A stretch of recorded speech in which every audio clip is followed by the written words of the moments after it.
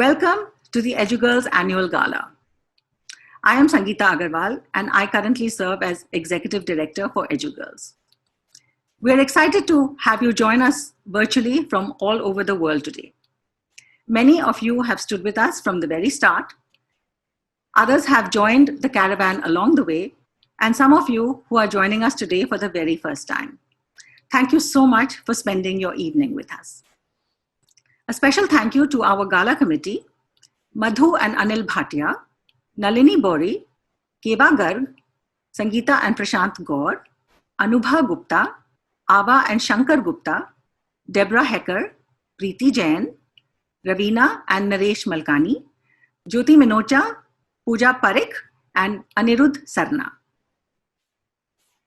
This 2020 online gala is extra special because we are able to bring you face-to-face with those that are working directly to enable our girls living in extreme poverty to achieve financial independence through customized quality education, vocational training, and college scholarships. Also joining us in conversation today are students from two of our schools. Mighty oaks from little acorns grow. The seed for EduGIRLS was planted in the year 2012. A small dinner with friends and family was hosted by Savita and Anand Seth at their home. That night, the group collectively gave $9,000. As of today, the cumulative fundraising by EduGIRLS has reached over $1 million. This is a testament to its growth and the collective power of the mission that brings us all together. John Quincy Adams said, "If your actions inspire others to dream more, learn more, do more, and become more, you are a leader." It is my pleasure to invite our leader, the founder and chairman of EduGIRLS, Anand Seth.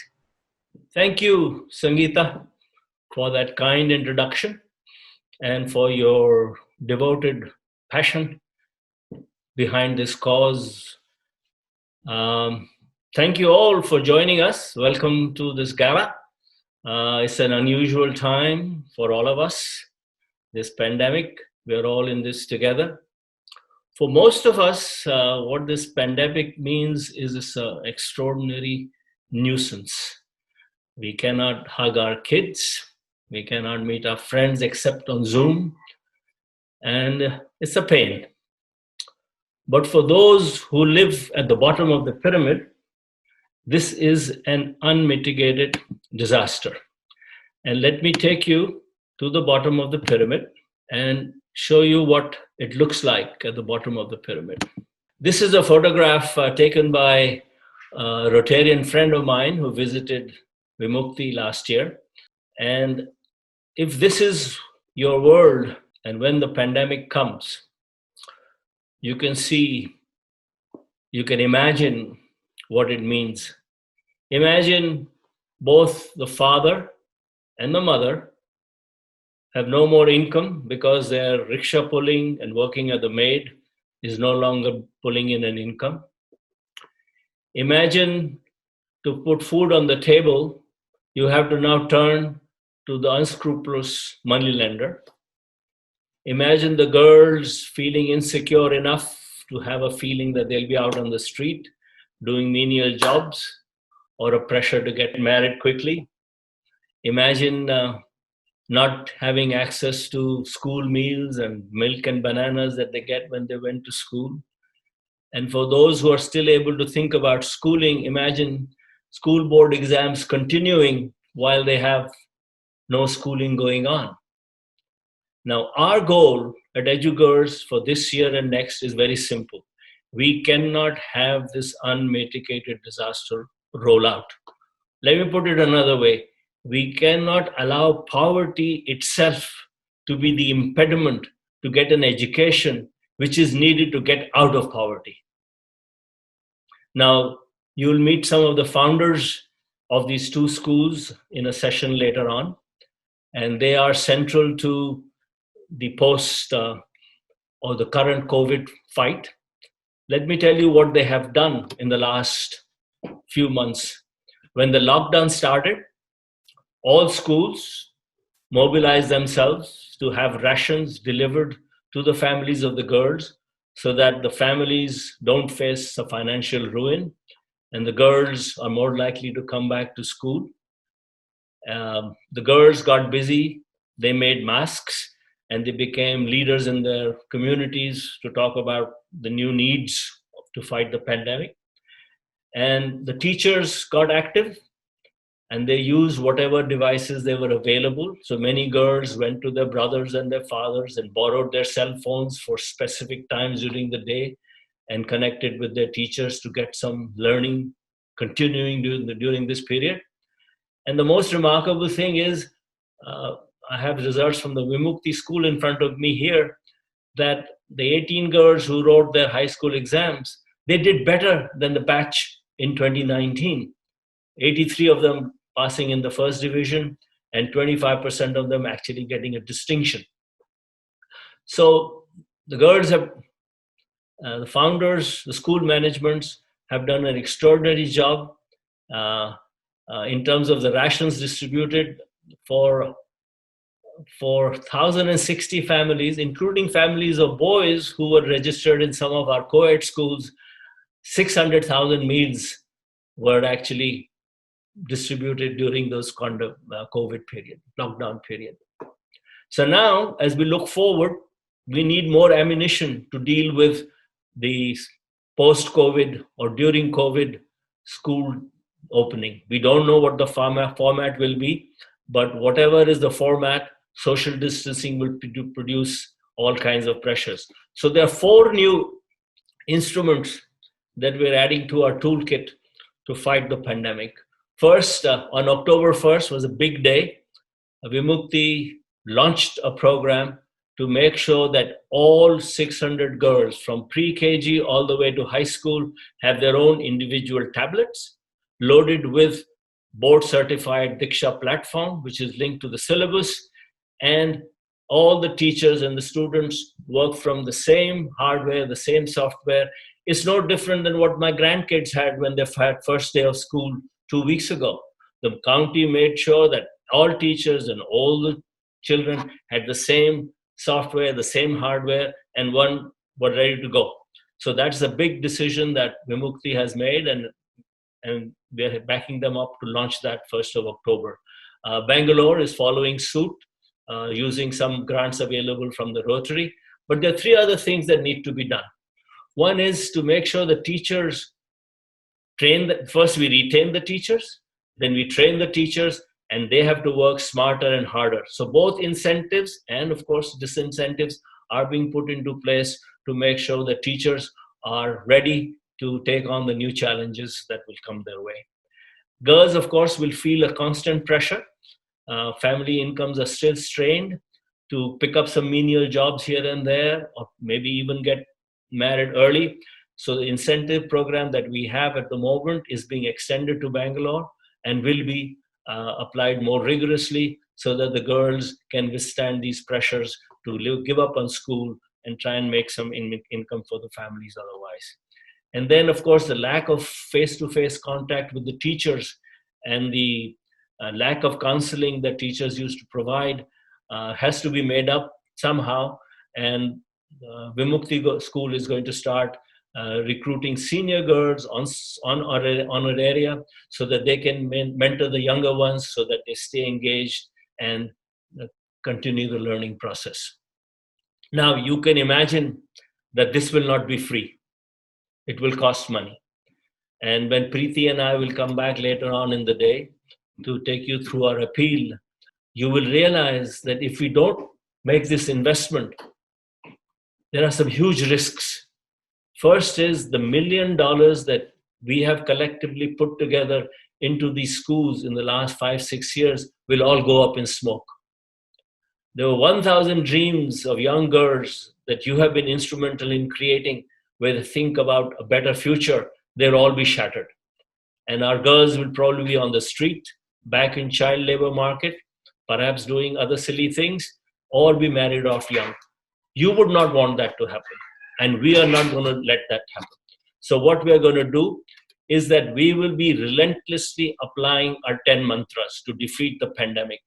Our 10 mantras are global practices. If implemented as a package, can guarantee that the girl living in poverty will come out and stay in school, learn, do well, and be ready to be financially independent. So, on the 10 mantras, what is happening at the moment is that Vimukti is going forward with the online learning program. Bangalore is introducing incentives for the girls. Bangalore is moving forward digital learning, and Vimukti is strengthening the performance incentives for teachers and also introducing incentives for girls to do better in science, math, and technology. And the other thing that you'll find from us in the next year is, besides telling you how many girls are enrolled, how much funds have been raised, or what is the cost of educating girls, now you'll start hearing from us as to what is the retention rate, how many girls after finishing high school have got into college and vocational training, how many are finishing in the first division and better. And very soon, I hope we'll be starting to report to you on what incomes they're earning as they move forward. So, coming to an end, all I want to say is that you have brought us a long way forward. We have made huge investments in bringing our girls to dream big and be ready for the job market. There's been a shakeup as a result of the COVID pandemic, but we're not going to let the pandemic win. And you will hear from us over the next 1 year, how your funds have been used effectively and efficiently, that the pandemic is not winning, that you know that our girls are winning. And with you standing with us, we know we will succeed. So on that note, I'm going to pass you over to Shubhra Garg, who will have you meet the founders of 2 of our schools. Thank you. Thank you, Anand, and welcome to everyone again. I have the pleasure of welcoming the founders from our 2 schools in India.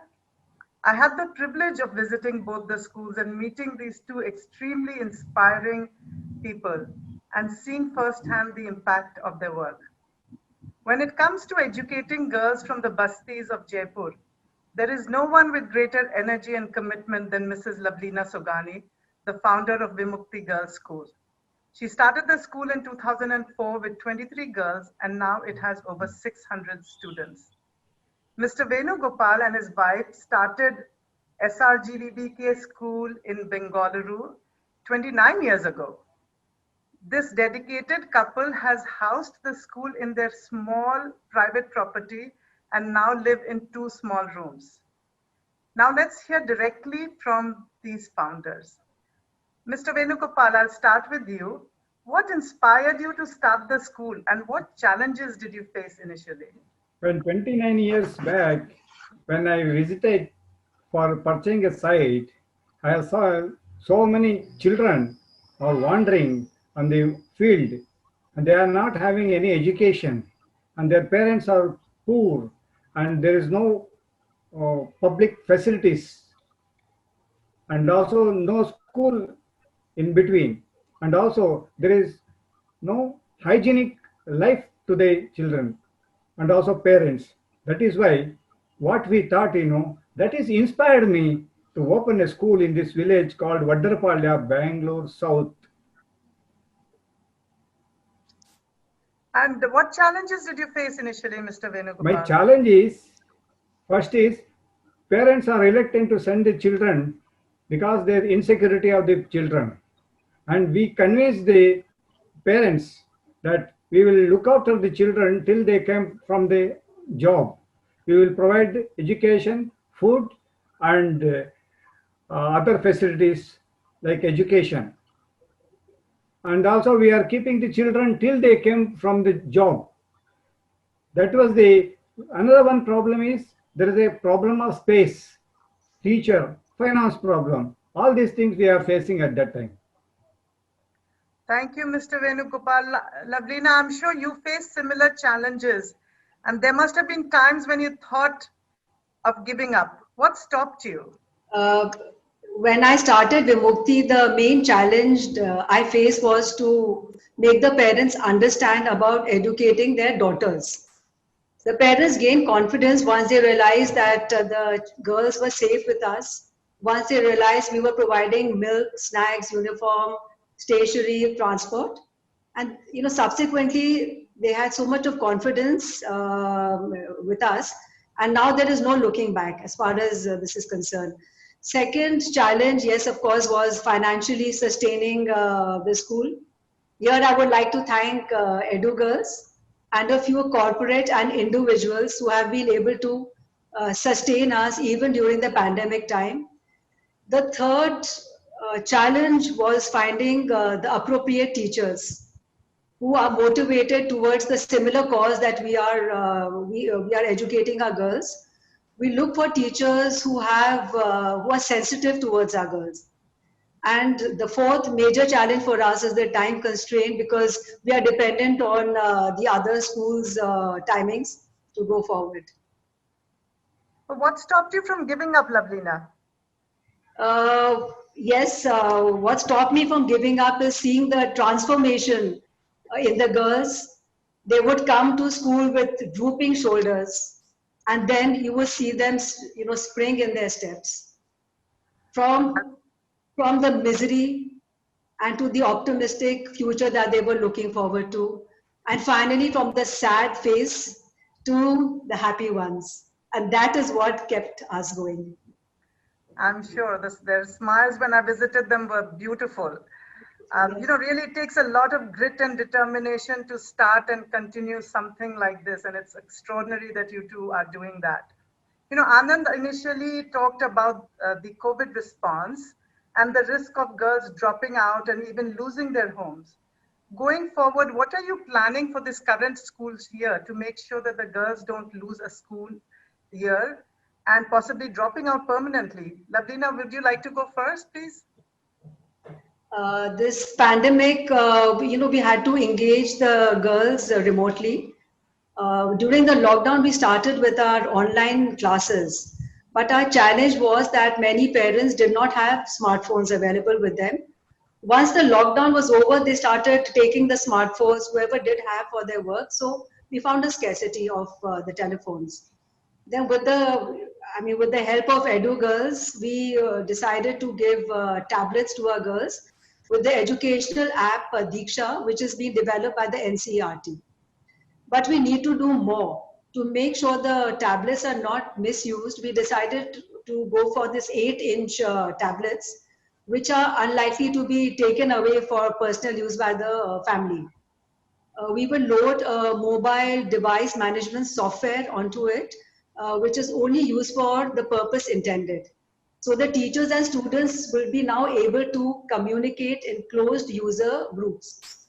With all these measures, we hope we will be able to make up for the lost time and also to sustain our students through this pandemic. That's wonderful. I know there's been a lot of discussion going around that, and it's finally coming to fruition. It's wonderful to hear that. It's actually really amazing how both schools are adapting, advancing, and innovating in these most uncertain and challenging times. Mr. Venugopal, can you share your most defining moment in the last 29 years? The mother who has educated in our school,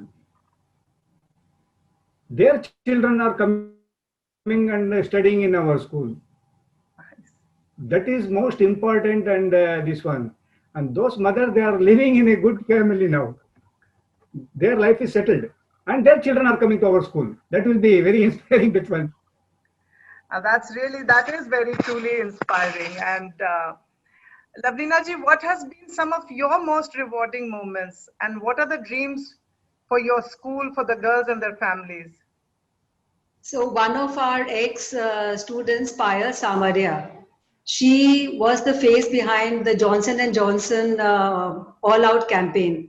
So because of this, we were able to collect money, and now that is going to help her to achieve her dreams of being a doctor. So there are stories like this which keep pushing me. Like the other day, I was standing outside the house, and these girls came up to me and they greeted me, and I was like a bit stunned. Who are these girls? They came up, ma'am, we are the first batch of Vimukti. And they were going to college, a very good college where all our children go. I mean, what greater pleasure could you have? Then the other day we had our annual function. And during the annual function, there was this technical glitch, the audio stopped. So these girls just took on. I mean, like they were not scared of anything, and the audience was enthralled. They stood up and they gave a standing ovation to the girls.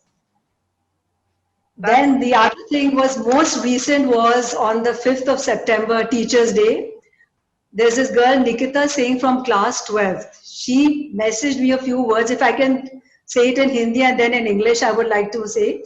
So she says, गुमनामी के अंधेरे में थे हम, पहचान बना दिया, दुनिया के इस गम से अनजान बना दिया हमें, आपकी ऐसी कृपा हुई, आपने हमें एक अच्छा इंसान बना दिया. I like to translate it in English for you too. It says, from an anonymous existence, you gave us an identity with enlightenment, made us oblivious to suffering in the world. Your generosity made us better human beings. Now, with these words and these examples, I'm beholden to the girls for times to come. You know, we could not have ended this conversation on a more inspirational note. I must confess, you know, I'm a big superhero fan. And to me, you are the superheroes without capes who are saving one girl, one family, and one community at a time. Thank you so much, Lavlina and Venugopal. And Thank you. now I would One like to more. hand it. Shall I add one more, madam? Please. One girl, she became a teacher with the inspiration of our school. And she is living with a good family now. That's Another one is one Soumya. She has passed out of our school and studied in diploma in electronic communication, and she got a job in Ecogowa Japan company, and she gone to the Japan and come back, and she is looking after the family. That was the memorable in our education level of our school. That will be greatest for us. Thanks for the EduGIRLS who have supported for all these years. Thank you both. This is really inspiring. And now I would like to hand this back to Sangeeta. Thank you very much. Thank you, Shubhra. That was a most inspiring conversation to meet with the founders of the school. And now I would like you to meet students from the same two schools. We have today with us Nikita from the Vimukti Girls School in Jaipur and Mala from the SRG BBK School in Bangalore. Nikita, first tell me what class are you in right now? I'm studying in class 12. You are in class 12. And Mala, what class are you in? Ma'am, I'm studying in 9th standard. That's nice. So first, let's talk about your family. So can you tell me about your family? How many members are in your family and what do your parents do? Nikita? I am living in joint family. I have two siblings, one younger brother and one younger sister. And my father, in my family there are 6 members, and my father does computer technician and my mother works in Anganwadi. She is a daycare. Mala? There are 7 members in my family. My mother, father, one younger brother, 2 elder brothers, one elder sister, and me. My father is a construction worker and my mother is a homemaker. So let's talk about school. What are your favorite subjects and why?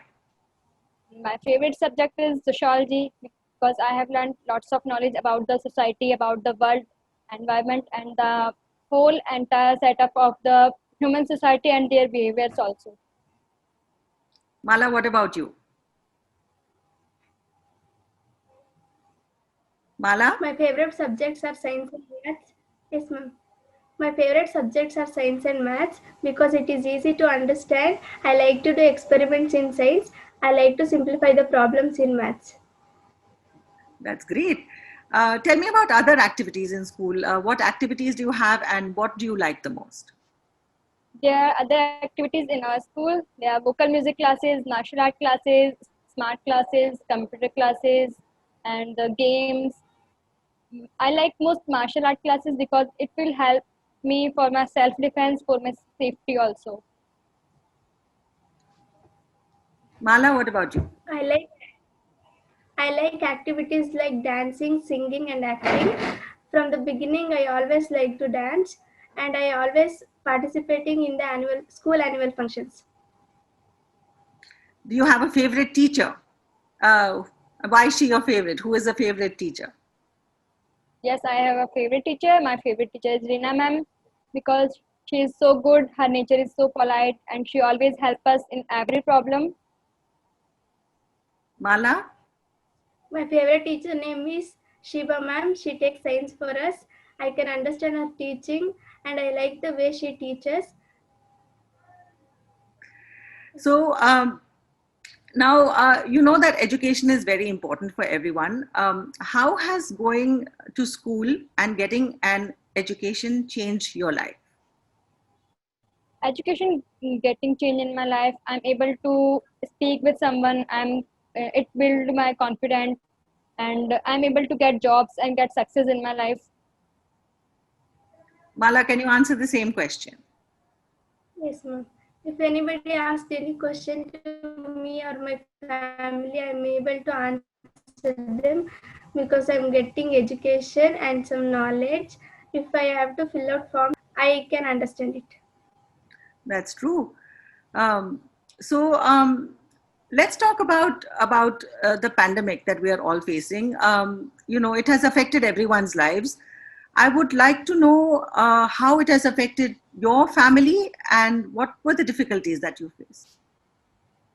In this pandemic, we faced the financial problem because my father lost the job and he didn't get salary, and the food and the things are so expensive. So we faced these types of problems, and we lost our studies also. School is providing us online classes, but we are not able to understand properly like face-to-face classes. Mala, can you answer the same question? Comfortable when we attended school. My father don't get proper jobs, and we don't getting food properly. In that time, our school gives 2 times ration, which is help us for a few days. Yes, it's a difficult time. So tell me, how are you managing your studies at home at this time? How do you take classes? We are managing with I'm managing with my siblings. I have two siblings, and they have also online classes. And at my home, we have only one phone, so I have to manage with them also. Mala, how are you managing? I don't have smartphone to attend the online classes, hence I go to my friend's place to attend the online classes. If I have any doubts, I'll ask my ma'am in the next online classes. I completing all my homeworks in my friend's house, and that's it. So tell me something. Do you miss going to school? Yes, I'm missing school days and missing going to school because and I'm also missing school friends and the activities and the games. Mala, what about you? Do you miss going to school? Yes, ma'am. I'm missing going to school. I miss all my friends and teachers. I'm missing all my practical classes where I can do science experiments, and I'm missing my computer classes and all cultural activities, ma'am. Yes. So now, what I think everyone will want to know this. What do you want to be when you grow up and why? I want to be an IPS officer because I want to remove the discriminations among the boys and the girls, and I will take strict action towards the domestic violence, and I will do my duty with my honesty for my nation. That is amazing. Very inspiring, Nikita. Mala, what about you? I want to help the poor people, especially for girls. That's why I want to become a psychology student. Wow. Wow, that is just amazing. Just talking to you girls is so inspiring. Thank you so much for joining us today. And it's really been a pleasure talking to you and wish you all the very best ahead in your studies and then into your careers. Thank you so much for joining us today. Thank you, ma'am, for giving us this opportunity. All right. Thank you. Bye. Bye, ma'am. Bye. Bye. Thank you, Sangeeta. It's wonderful to see our girls' determination to learn and how they are coping with COVID challenges. Hello, everyone. I'm Preeti Jain, board member of EduGIRLS. Today, the doors of our schools are closed, but education must go on. When girls are educated, they invest back in society and everyone around them rises. At EduGIRLS, we are trying to make sure that our girls continue to get quality education, are ready for board exam, and get healthy meals. While we are all coping with uncertainty, loneliness, and other disruptions in our daily lives, we are fortunate to be able to do so from a safe and comfortable environment. The challenges that our girls face are enormous, and risk of failure is unacceptable. Our school runs a very tight ship at the cost of 75 cents per girl per day. This pandemic has rocked our ship, but with your support, we will weather the storm. The cost will increase a bit, but not taking those steps is not an option. We are ready to fight it on 4 fronts. Digital online learning for all girls from kindergarten to high school with tablet take-home option, incentive for teachers to train and work smarter and harder, incentives for girls to stay, learn, and perform, honorarium for senior girls to mentor younger girls in the Basti. Last year, we raised $300,000. Our goal this year is to exceed, but we are only halfway there. We stand here today to ask for your continued support. Thank you. Over to Anand. Thank you, Preeti. Now we come to the most interesting part of the gala, talking about funds and pledges. Last year, all our supporters overwhelmed us with their response. We had a record fundraising of more than $300,000, and we were very grateful and overwhelmed. This year is the year of the pandemic, and as we explained to you, we cannot allow the pandemic to win. And our schools and our management of the schools are ready to fight this fight and come out strong. And we need to back them up. So let me explain to you what our needs are and how you can help us. Our goal is $300,000, which is about what we did last year with your support. And already we have reached half our goal. The remaining funds will allow us to maintain school operations as they were, start 4 new initiatives. One is to make sure all girls have their own digital devices. They don't have to go around and borrow from fathers and brothers, and they have digital devices with the appropriate software, the same software and the devices that the teachers are doing, so that we have effective online learning, the kind of online learning my grandkids had from day one. And we want to start an initiative where teachers will work smarter and harder.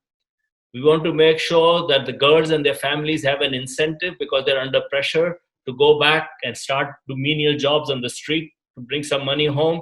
We want to strengthen the incentives available for them to stay, learn, and perform. And then to want to make up for the absence of face-to-face learning by having senior girls undertake a new mentoring responsibility. Now, you have an opportunity to pledge. You can pledge for school operations. You can pledge for teacher incentives. We can pledge for girls' incentives. You can sponsor a girl going from kindergarten to high school for $4,000. You can support the new mentoring program. And of course, you can finance as many tablets as you want. 8 tablets will cost us $1,000. And you can sponsor a girl for 1 year for $300. Now, we have a pool that has been created by our donors, and which will match all giving between $300 and $1,000. And so to donate, please go to our EduGIRLS website and click on the donate button. Now, before I leave you to your pledging options, I do want to remind us all that not responding to the pandemic is not really an option. The cost of not responding now to the program that the schools have put together to fight the pandemic is very high. First, the $1 million that you've put in the past will all go up in smoke. And the second is 1,000 girls who have begun to dream big and hope to double family incomes. Their dreams will be shattered. Our girls will be back on the street. God knows what they'll be suffering through. It's not an option that we would like to see happen. So please stand with us, give us the support. Your money will be well used, returns will be high, and results will be very visible. Thank you so much. There's nothing more heartwarming than to see children supporting children. I'm delighted to share with you that the youngest long-term supporters have come together to form the EduGIRLS Youth Chapter. Over to them. Hello and welcome to Two Lies and a Truth, the best game show whose concept was shamelessly stolen from the popular parlor game. I'm your host, Dolly Akira. Today we have two contestants, Sachin and Tessa. I will ask the contestants a question and give them 3 statements. They answer the question, only one of which is true. The only way to get a point is if you guess the truth. Contestants, are you ready? Yes, I'm ready. I was born ready. Ready as I'll ever be. Okay, so the first question is, what kind of constraints do young girls from low-income families face? The options are A, the pressure to become better leaders amongst their classmates, B, to improve their grades in school, or C, to get married. There's no way anyone seriously expects them to get married. I choose becoming better leaders. Hey, I mean, there might be some girls that are expected to get married early, but I honestly think improving grades would be way more difficult. Unfortunately, you are both incorrect. The answer we are looking for was in fact to get married. What? Seriously? That's crazy. Well, that's the reality of the lives of these girls. On to the next question. How much of the population is illiterate? A, 500,000 adults and 10,000 youths, 10% of which are women. B, 757 million adults and 115 million youths, 2/3 of which are women.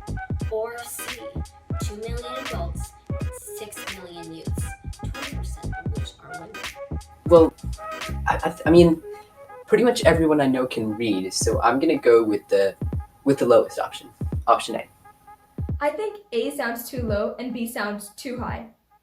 So I know a lot of women who know how to write, so I've got to say C.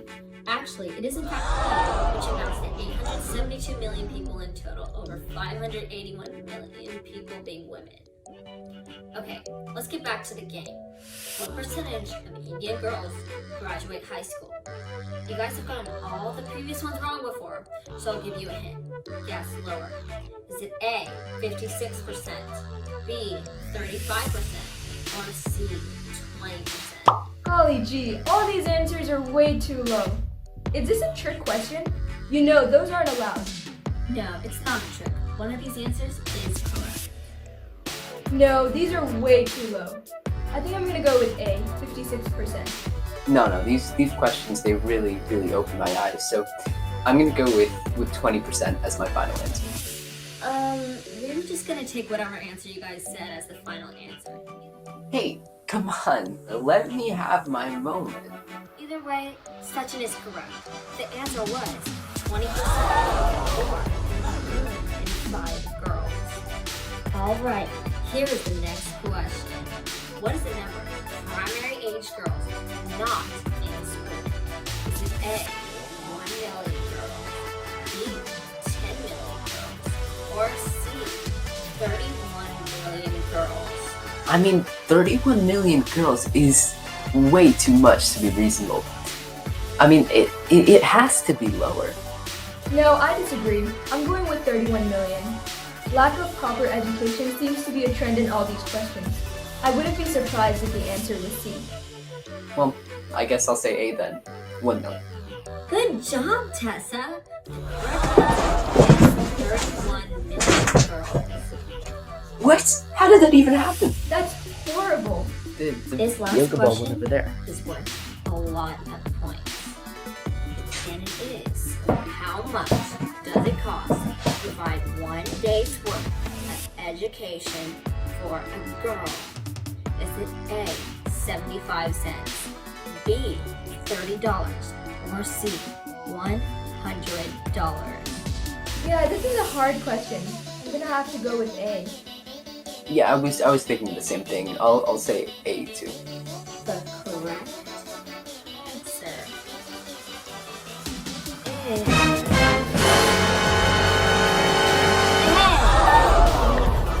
75 cents to educate a poor girl for 1 day. Are you kidding me? Next time you share the title, What to Life, a True Champion. That's incredible. Only 75 cents a day? For an entire day of education. Unbelievable. It costs more than that to buy a packet of candy. Oh well, that's our show. Thank you guys so much. I'll see you next week. Good night. Ladies and gentlemen, this concludes our program for tonight. Thank you so much and good night.